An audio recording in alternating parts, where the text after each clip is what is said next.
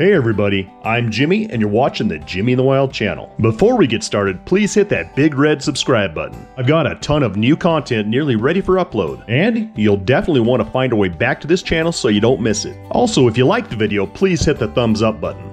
Since my last upload, I bought a used boat. I wanted to get out on the lakes and fish from a different angle. Shore fishing is great, but the competition for a good spot is pretty serious. This boat also enables me to cover more water and try different tackling methods to catch fish. And I can bring along a few passengers to share in the joy of fishing. This boat is a 2005 20-foot long Thunderjet Luxor. The main motor is a Suzuki 140 horsepower outboard prop with about 325 hours on it. It also comes with a 9.9 horsepower outboard. This little kicker motor will enable me to get on lakes that have a motor restriction of less than 10 horsepower. I think the fuel tank holds about 48 gallons, but I'm not entirely sure yet. It also comes with an older Lowrance fish finder. And it also came with 2 electric cannon downriggers, which will come in handy for lake trout and kokanee. The boat's stated capacity is 6 people and it's pretty roomy. It also has the snap-on bimini cover and side curtains, but the side curtains are currently stowed. It was taken care of very well by the previous owners. This is a great boat for lakes, larger rivers, bays, maybe even calm days on the ocean close to port, but I'm not sure if I'd ever actually take it out on the ocean. It only has one main motor and it would need some serious nav and communication electronics to ensure my safety out there. There are a lot more things I could mention about this boat, but I better get to what we're doing in today's episode. For the boat's inaugural trip, we headed to Pathfinder Reservoir in central Wyoming to try our luck for walleye. We got out really early so we could hit the morning bite, but we also wanted to stay late enough to hit the evening bite too. Walleye typically feed early to mid-morning, then early evening through the dark of the night. It's tough to catch walleye midday when it's hot and sunny, so we'll find something else to do after the morning bite's over and while we're waiting for the evening bite to start. For walleye, we're going to use bottom bouncing weights with nightcrawler harnesses. We'll start out fishing Backwater Bay and Walleye Bay close to where the North Platte River flows into the lake. We'll troll in about 15 to 20 feet of water at a slow 1 mile per hour. Bottom bouncing is a common way to fish for walleye if you have a mostly flat lake bottom with small rocks, gravel, and sand. Luckily, Backwater Bay is perfect for this method of fishing. Here's a little tutorial on setting up a bottom bouncing rig. First, select your bottom bouncing weight based on the depth of water you intend to fish at and also for the speed at which you intend to troll with. Make sure the bottom bouncer bottom wire is straight and not bent so it bounces correctly. So we're going to use a 2-ounce bottom bouncing weight on this trip. Next, attach the eye of the bottom bouncing weight to a barrel and snap swivel combo on your main line. Then, select your nightcrawler harness. We found that the iridescent Fire Tiger pattern worked best where we were fishing, so that's what's shown here. Then attach the nightcrawler harness to the vacant swivel that's on the bottom bouncing weight. We typically use the 2-hook harnesses since they hook better to the nightcrawler and they keep it on much better. Next, put a nightcrawler on the hook on the harness before dropping it into the water. It's best to pinch the end of the nightcrawler off so the fish will have to fully commit, which will result in more fish hooked. Make sure not to cast the crawler harness, gently drop it into the water instead. Then let out line until you can see the end of the fishing pole bounce and move slightly. You'll also have to make sure to maintain this speed and fish in water that's the same depth. Otherwise, you'll have to keep adjusting your bottom bouncing weight so the fishing pole gives you that telltale bounce. Then sit back, keep an eye on your fishing pole, maintain the trolling speed, and fish in the same depth of water and you should catch something soon. Make sure you watch real close because sometimes it's hard to tell that there's a fish on the line if it's very small. Got one!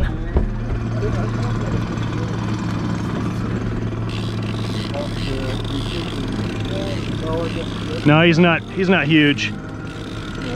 Yep. Got to be a walleye. It's fighting like a chunk of dirt.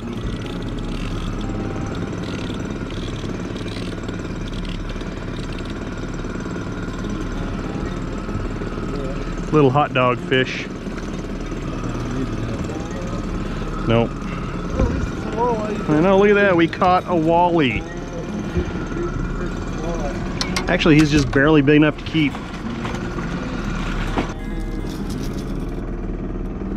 12. 12, all the way, yeah. Oh, that looks huge. 1, 2,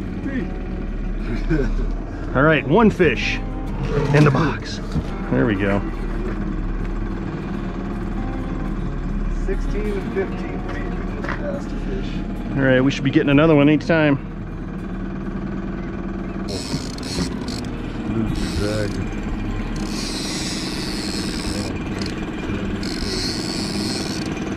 Could have been a rock, it came off. Yep.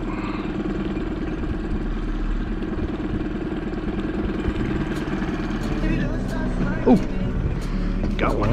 Yep, got one. Oh, this is yours, here. Well, it's too cold. I guess it's my size. Nice. Oh, yeah. No, it's a walleye. He's a little bit bigger than mine. 13er.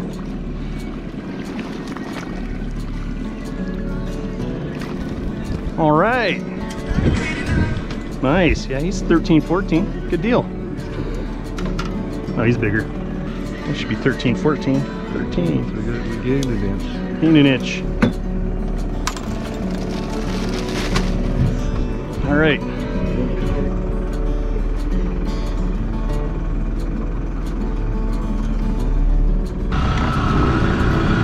Yeah, I've got one on here. One on there? Yep. Nice. All right.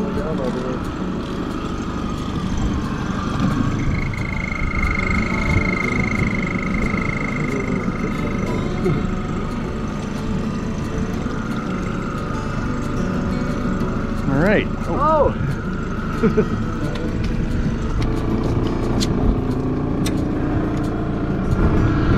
We have a 14-incher. 14-incher. All right. Getting slightly bigger.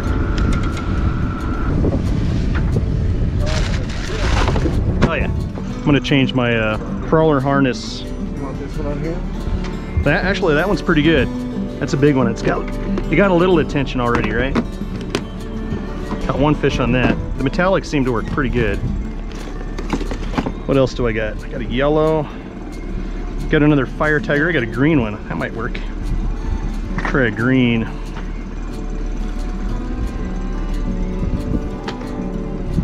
For some reason, these metallics seem to work better. I don't know what it is.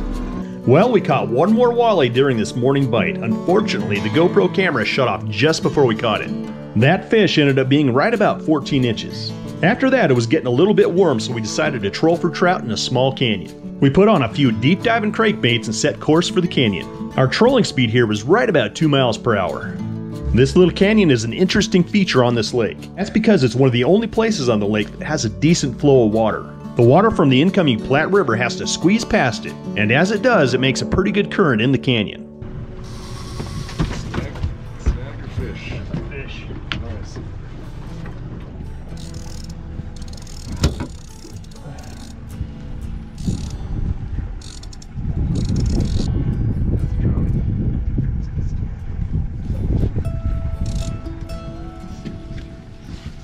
It's a nice one. Silverish. Oh, he's perfect. He's the kind you want to keep. 20-incher plus. Keep this guy. Ooh, look at that guy. So that ended up being the only trout that we caught, but it was the perfect trout to keep. Totally silver and extra meaty. It had really bright salmon-like orangish pink fillets. After trout fishing, we made the journey across the lake to get in position for the evening bite. We traveled from the small canyons to the entrance of a place called the Sweetwater Arm of Pathfinder Reservoir. This took us about 20 to 30 minutes at full speed because this lake is just huge. Once we got to our next spot, the plan was to troll the same bottom bouncing setups in 15 to 20 feet of water in a particular location. The place we were going to troll was a fairly well-known spot for holding lots of walleye. And right after we made our first pass, 4 or 5 other boats joined in with the same idea. We made a few passes trying to keep clear of the other boats' gear, and we also wanted to make sure we gave them plenty of space so they could effectively work their own gear. We ended up catching 3 walleye off camera, one of which was about 16 inches and the other 2 were about 14 inches. Then, on one of the passes, my nightcrawler harness got snagged on something. Once it came free, it got tangled with the line from the pole right next to it. Then, to our surprise, both of these poles ended up having walleye hooked on. Sometimes you just can't tell if you have a walleye on the line. Quite often, when the smaller guys get hooked, they'll just go limp and it's really not obvious that they're on there. Sometimes you end up dragging them quite a ways before you notice that there could be a fish on the line. So it makes sense to check your crawler harness once in a while to make sure you haven't lost your bait and you're not dragging a fish. Got one on this one too. He's bigger. Maybe not.